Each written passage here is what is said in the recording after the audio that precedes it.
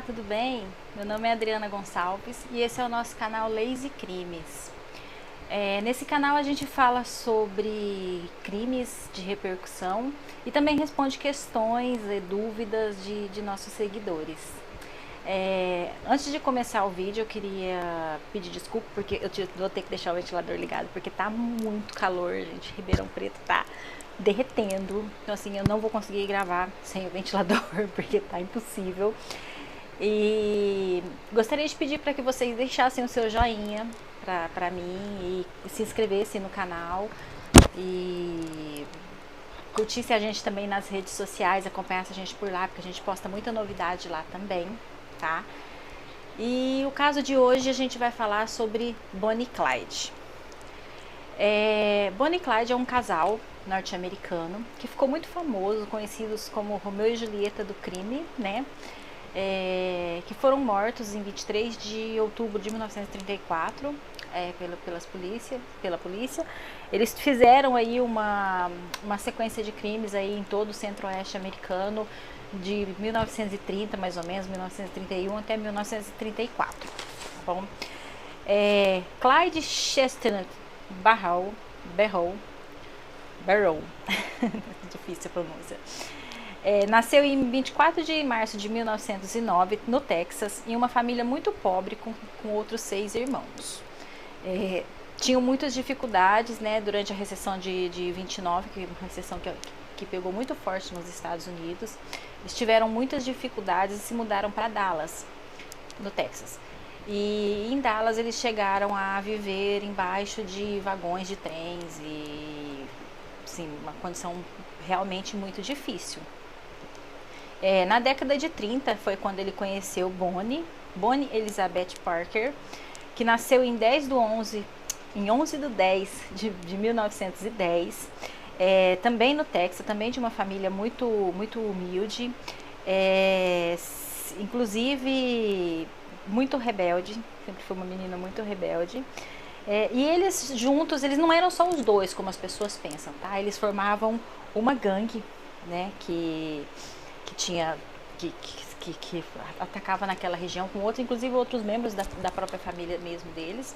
Essa gangue era chamada de Blood Barrel, que é o sobrenome do Clyde. E durante a depressão de 1929, 1930, eles fizeram aí uma sequência de roubos, furtos, assassinatos e roubavam postos de gasolina, banco, e quando eram confrontados pela polícia, acabavam entrando em confronto e acabavam cometendo assassinatos, mataram muitos policiais também. Algumas curiosidades é que Clyde desde jovem já cometia crimes, inclusive quando bem jovem ainda, ele e seu irmão foram presos por roubar perus, né? Engraçado, roubar peru. E depois disso ele foi preso diversas vezes, tá?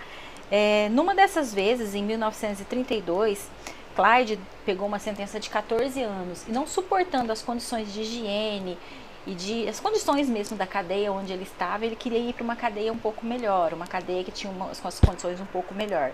E o que ele fez?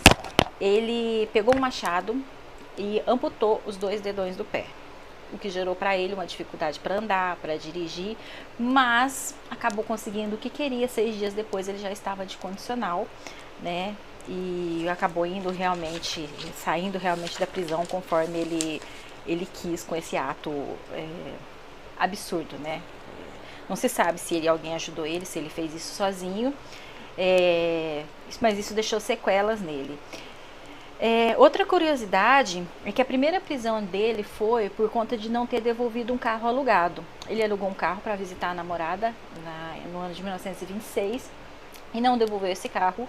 Apesar da operadora do carro ter tirado as queixas depois, ele foi preso. E depois disso ele entrou para a vida de crime e podemos até imaginar que a vida dele poderia ter sido diferente, porque ele tentou entrar para a Marinha. No entanto, ele foi diagnosticado com uma doença que o impedia, que o tornava inapto para servir a Marinha americana. Isso foi uma decepção muito grande para ele. Tanto que ele inclusive tinha tatuado em seu corpo já uma homenagem ao exército e tal. Então talvez se ele tivesse conseguido entrar para o exército, entrar para a marinha, talvez a vida dele tivesse sido um pouco diferente. Porque depois desse roubo desse carro alugado, dessa situação desse carro alugado, ele passou a cometer furtos, roubos e principalmente roubos de carros também. Ele gostava muito do Ford, né? Ele era apaixonado pelo Ford V8, que era o carro que eles usavam para fazer os roubos dele. Inclusive ele chegou a mandar uma carta pro Harry Ford, né, que era o inventor do Ford, né? E eu vou ler aqui para vocês a carta. Na carta ele dizia: enquanto ainda tenho ar em meus pulmões, escrevo para dizer que carro elegante o senhor construiu. Eu dirigi exclusivamente Fords quando consegui roubar um, para correr e ficar longe de problemas. O Ford deixa os outros carros comendo poeira, e embora meu trabalho não seja estritamente legal, não faz mal dizer que o veículo magnífico que é o seu V8. Então, assim, ele era realmente apaixonado pelo carro da Ford, né? Vamos falando agora de Bonnie. Bonnie, ela também foi sempre uma menina muito rebelde. Com 16 anos ela se casou, assim que ela completou 16 anos, ela se casou com Roy Thornton, que era seu colega de escola, que também era um criminoso. Nunca se divorciaram oficialmente, mas devido às traições de Roy, ela acabou se separando dele, mas no entanto nunca se divorciaram oficialmente. Inclusive, quando ela foi morta, ela foi enterrada com a aliança ainda do casamento dela com Roy, e ela tinha tatuado o nome dela e o nome do Roy, que naquela época, estamos falando aí da década de 30, era uma coisa absurda uma mulher ter uma tatuagem, é uma coisa inédita, não se via isso né, para todos os lugares. Quando o Roy ficou sabendo da morte deles na prisão, ele disse que ficou feliz que ela tenha ido assim, que é melhor do que ser preso. Outra curiosidade que tem é que em uma das suas fugas, Bonnie e Clyde sofreram um grave acidente de carro, aonde o ácido, né, da bateria do carro acabou entrando em contato com a perna direita de Bonnie, deixando ela com sequelas.